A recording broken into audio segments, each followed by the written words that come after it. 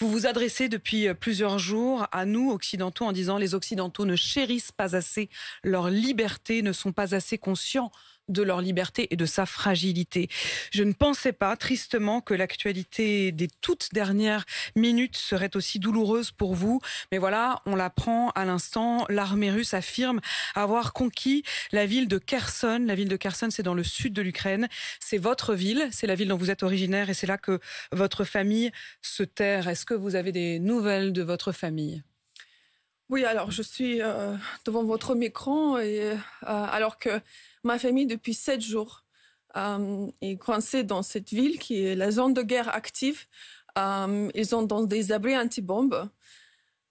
Les familles entières sont abattues par les soldats russes. Les familles qui essayent de quitter la ville sont abattues, y compris des enfants. Les femmes accouchent dans des abris anti-bombes. Les immeubles, les écoles, les maisons sont détruites, sont bombardées. Ce sont pas simples bâtiments, ce sont des vies entières des gens.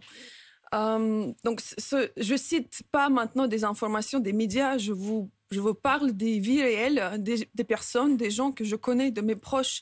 Je suis ici devant votre micro au moment le plus tragique pour ma famille et pour mon pays natal parce que justement, tout d'abord par désespoir et par impuissance, mais aussi par une volonté très forte de faire comprendre tout le monde ici en France, en Europe occidentale, que oui, maintenant il y a une guerre réelle au cœur de l'Europe.